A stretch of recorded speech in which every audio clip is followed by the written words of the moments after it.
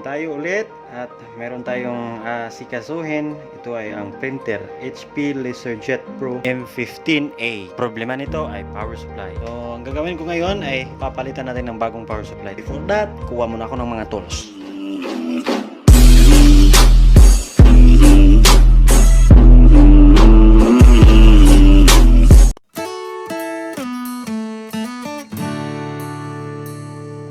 So ito guys, ito lagayan ng screws.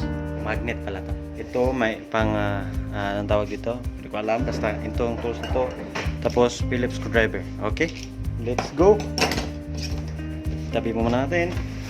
Ito, babaklasin natin. Open nyo lang to. Kita nyo to, isa. Saka dito. Tatanggalin natin yan.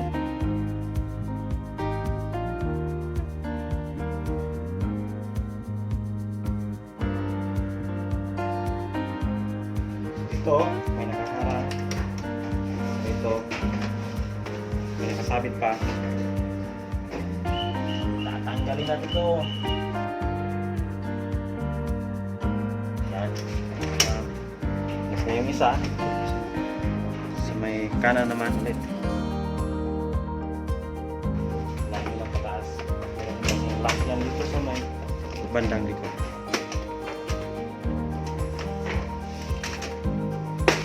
Yan.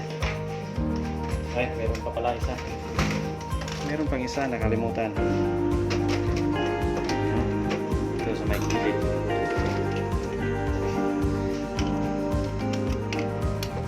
Shoutout sa isa nating kasamahan na parang ko alam yung nangyayari. So, tapos natanggalin yung sa taas. Ito naman.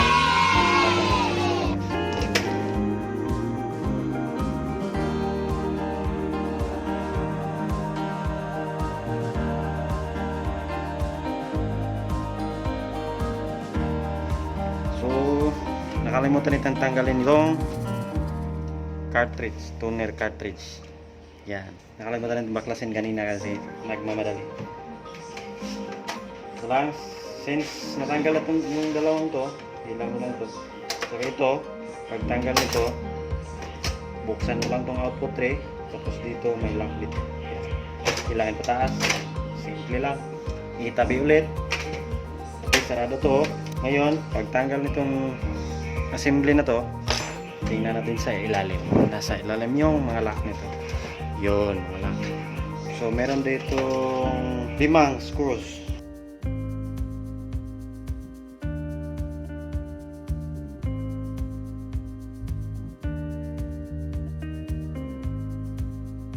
So, ngayon, natanggal na natin.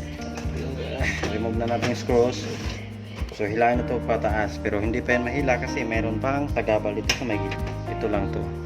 Okay. Ayan, nahulog na. So, ito na yun.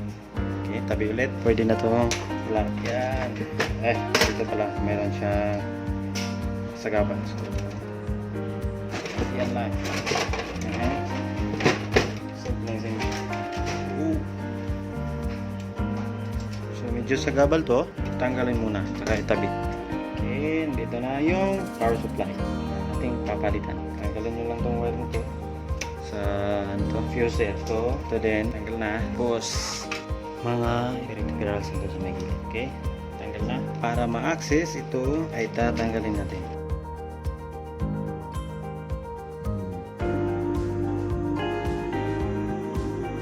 Okay, nakuha na natin. Tapos nyan, dito naman sa pinturan.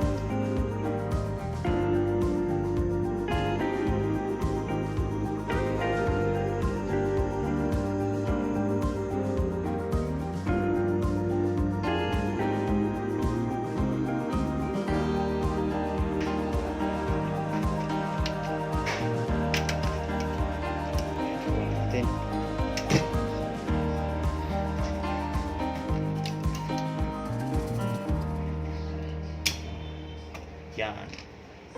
Power supply. So yan. Tanggal na natin yung power supply mismo. Ito yung power supply niya. Palitan natin ng bago. Tcharan! Meron na akong power supply dito. Nakasilyo daw pero dito yung ano. Sige na. Bagong bago. Galing ito sa HP. Ganda lang isa. Tanggalin na natin to. Hindi natin ito gamitin. Meron na kasi yan dito. Okay. Tayong bago.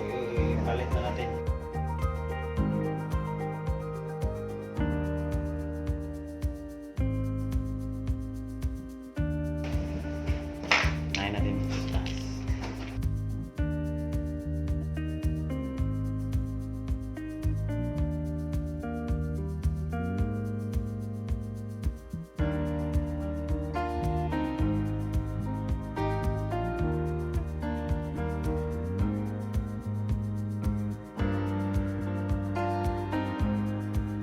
So yan, okay na. Balik na lang natin yung mga connections. Wires, aux cable, kung ganun, meron.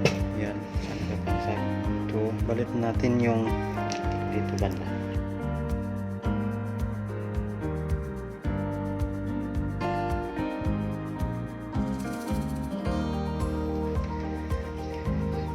Balik natin din yung isa. Hindi tayo nakalimutan. Check natin, double check, double check. Ito na yung casing. Lagay na natin siya dito. Balik na natin dito. Sit in ha. Sit in na sit in talaga. So, i-lock muna natin. Ito, huwag kalimutan to. Paglagay niyan. Sa kabila naman. Okay. Ngayon, balik na natin. Ito naman yan. Balik natin. Safety purposes. Yan. Ito yun, pasok niya. Ngayon dito. Simple lang. So, yun na.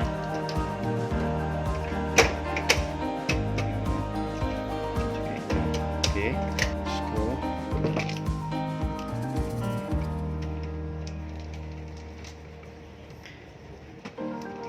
Okay. Ito na lang. Pagbalik nito, kita nyo naman itong tatlong ito. Laking mechanism para yan din. Pasok na lang ng ganyan. So, pasok na. Skruhan. Lock natin. Lock na. All goods na tayo. Na lang mga mechanical matters na lang ilagay. So, balik natin. Push nyo lang. Yan. Nirinig nyo naman yan. So, ito din. Balik nyo ito. Clip lang yan.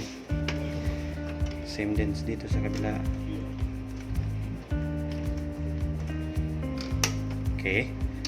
So, okay na. Palitan na natin lang power supply. So, lagay muna natin yung 2 mil. Okay.